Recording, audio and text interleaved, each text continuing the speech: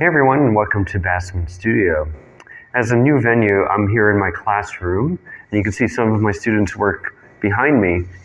So I want to welcome you to this new video from Bassman Studio. After a little bit of a hiatus, I have a new video, and it's going to deal with something that we haven't really dealt with before, which is painting the still life of flowers. So it's going to help you grow and weed out any problems you have of drawing and painting.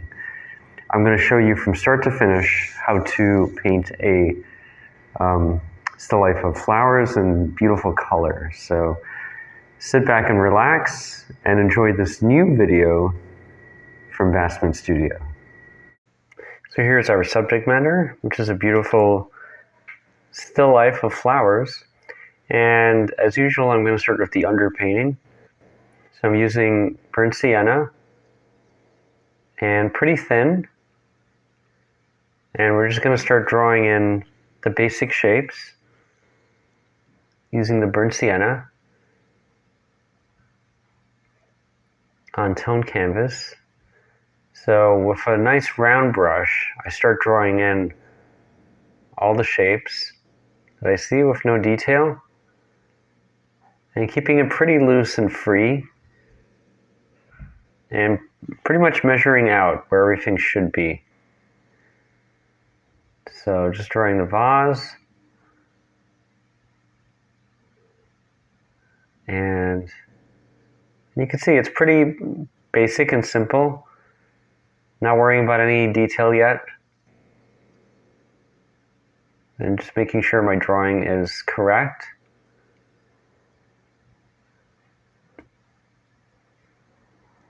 And so this is the underpainting. This is what all the color is going to rest on, this underpainting. And just drawing in the background as well a little bit. And just making sure I'm not forgetting anything.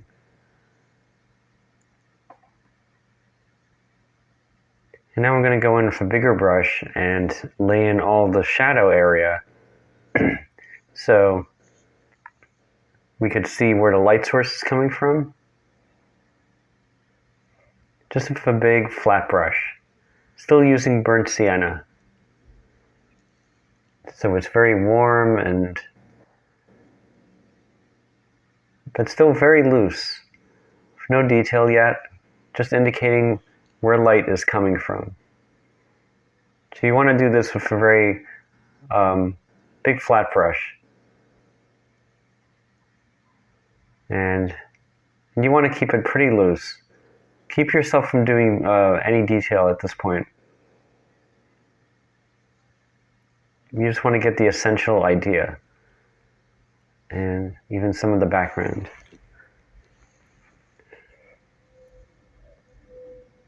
So you just want the basic shapes.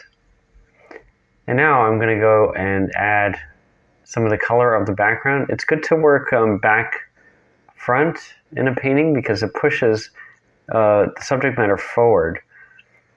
So I'm starting with the background, and the background is this emerald greenish color, almost a cool green. So very thinly I'm just going around, almost like cutting out the flowers from the background. And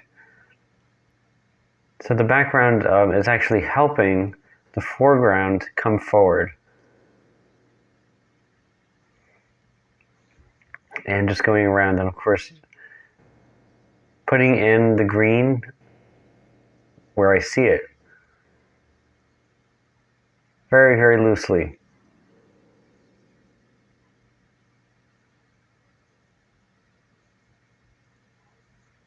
And just moving it out a little bit. And now we're going to start with the table. So the table is pretty much like almost a cool brown color. So again, you're working back to front. And again, it's pushing the flowers forward from the background. That's a good thing about working back to front. So again, I'm keeping it very loose with a big flat brush. So all this can be done with pretty much one brush, one big flat brush. And you just want to move the paint around. You don't need a lot of paint, just keep it really thin.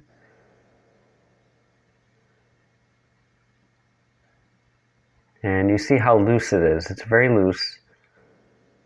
But the idea, you get the idea. The idea comes across.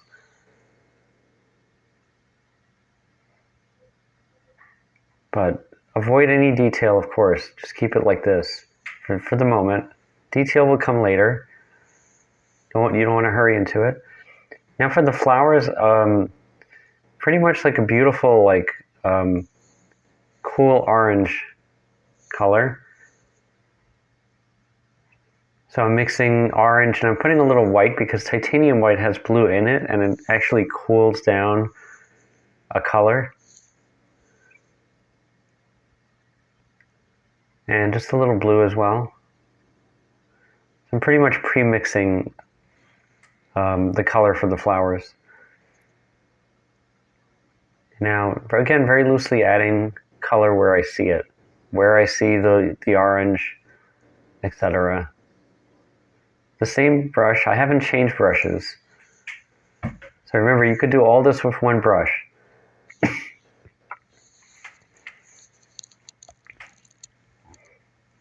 You just, all you want to do is put in the major areas of your painting. And that beautiful lavender color I add right now, also very loose.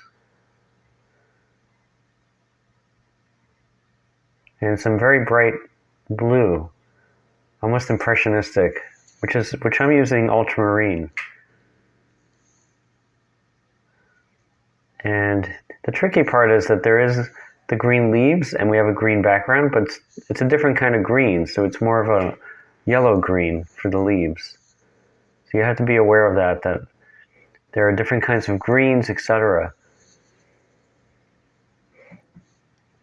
So now we're going to add the green in the vase itself. Just putting it in there to show that it's there. And here's where you could use pretty much like thicker paint. I added a little bit more of an impasto to this area. And just laying in the green where I see it. And you can see it's coming together little by little. And now some of the darker shades that I see in the vase.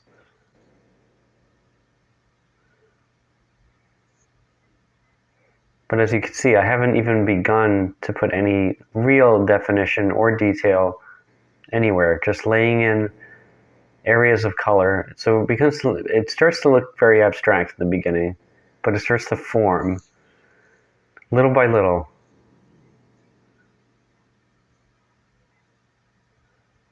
And you can see I'm actually helping shape the vase. Now I can start adding the darker parts of the flowers just to give them more form and more volume. What I mean by volume is to give it more a three-dimensional quality. We call it volume in art. There's a lot of art terms you learn when you're in art school. And I'm just adding some of the deep red color I see in the flower. And of course I'm exaggerating a little bit, but that's fine too, as long as the tone and the value are correct. And almost impressionistic like brushstrokes I'm putting in. And now I could add the shadows on the table, which are going to help pull the vase out from the background and give it weight, basically, or gravity, because it is resting on a table. And light is coming in from the right side. And now I'm mixing some green, kind of a deep green, so I'm adding a little black. And black is actually toning it down considerably. but it's becoming this mossy green. And that's for the inside of the vase, as you can see. So again, keeping it very loose and very impressionistic. I just start adding some of the dark parts of the vase.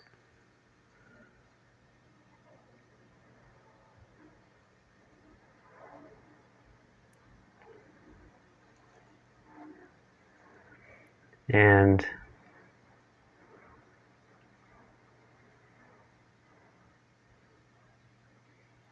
you can see it's starting to have like a three-dimensional feel to it. At this early stage, you never really want to wait till the very end for your painting to actually have that three-dimensional feel. And now just touching up some of the background. And you can do this because you're still shaping the painting, basically.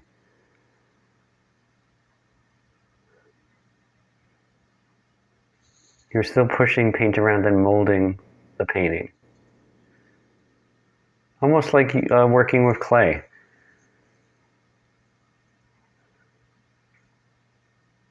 And you can see I've already blocked it in. So now we go on to the other stage where we add a few more layers and soften edges. So I'm just going to go around and soften any edges I see that need to be softened.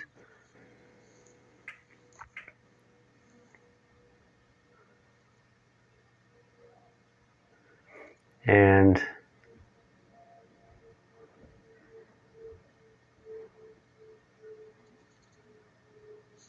just going around, and you want to go around your painting. You don't want to just focus on one area. You just want to go around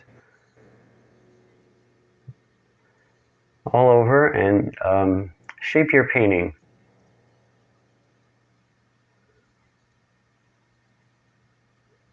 And you can see I've smoothed it out considerably.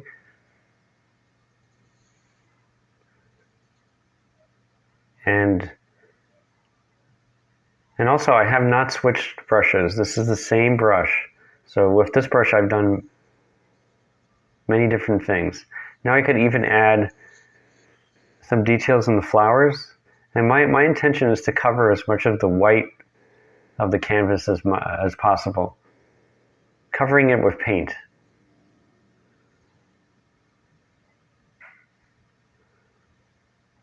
And adding just a few impasto brush strokes in the flowers.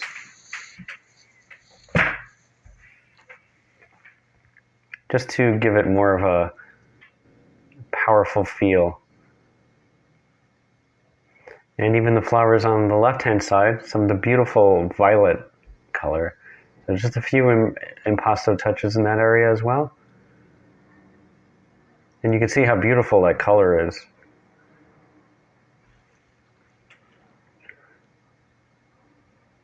And you could even exaggerate the color. Don't be afraid to exaggerate color if need be, as long as it works. As an artist, you must be freely expressive to do so.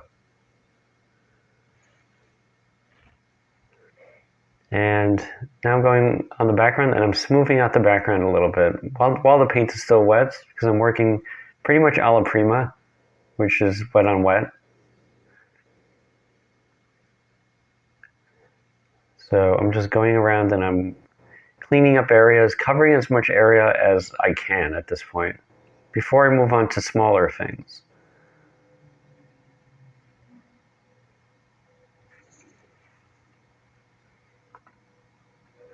And you can see it's starting to form a little bit better as I move around. And the background's starting to push back a little bit more. Now I'm going to go into more of the detail of the inside of the vase. And I'm going to make pretty much what we call the highlights. So I'm taking a lot of titanium white, but I'm kind of making it a very cool white color. And using impasto brushstrokes, I'm just putting in some of the highlights on the vase. Since it is glass, it's getting hit by sunlight, which is causing these very beautiful highlights, which will make it turn and give it more of a three-dimensional quality. So just a few touches, just the essential touches. Same thing with the flowers, just a few touches. And you can see I'm just creating a little bit more, giving it a little bit more color with some impasto orange. So we're getting down to the final details very soon. But anything to help the painting come alive, basically.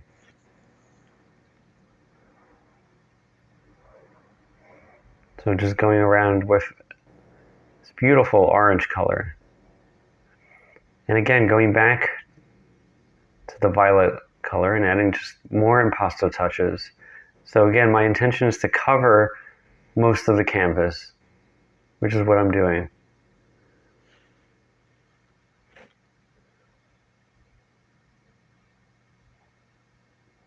And you can see how that helps pop out the color, basically.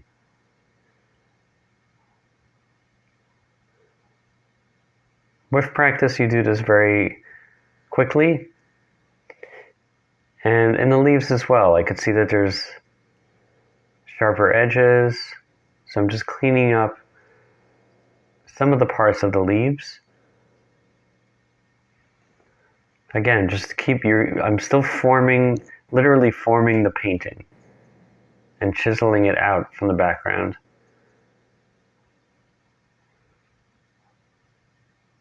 So little by little, you just want to form your painting. And just to show the separation of water in the vase, I'm just going to add some, again, impasto brushstrokes. And just keeping the brush very loose. And just a few highlights on the leaves, just to push them out from the background.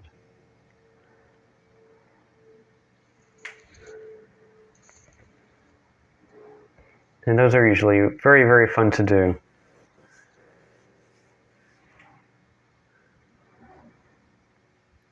Just a few more of a cool blue color, which is a mix of white and ultramarine. And you can see it's starting to very much turn and have volume. So now after this comes the final details of the painting using a much smaller brush.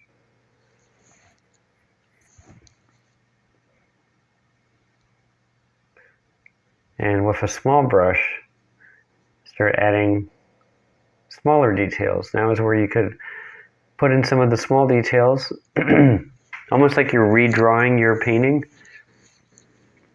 So I have a very fine round brush, and I'm just adding some of the details in the flower itself, in the petals. And this is going to help with our drawing and giving it more form.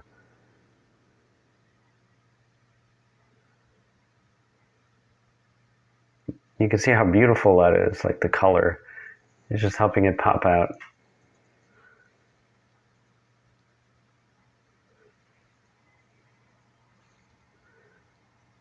And even just a few impasto touches at the edges will help.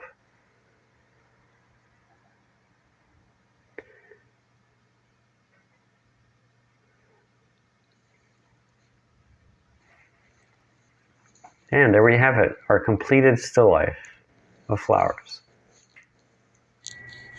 So I hope you enjoyed that new video from Bassman Studio. Remember, if you haven't subscribed to my channel, please do so. If you have, thank you very much for subscribing. Stay tuned for new videos coming soon from Bassman Studio. Remember, any questions or comments you may have, please leave them in the comment section. Any videos you'd like me to create, anything you'd like me to go over, please let me know as well. So remember, go out there, be amazingly creative. Don't let fear stop you. And I hope to see you soon again at Bassman Studio. From my classroom, have a great and amazing day. Goodbye.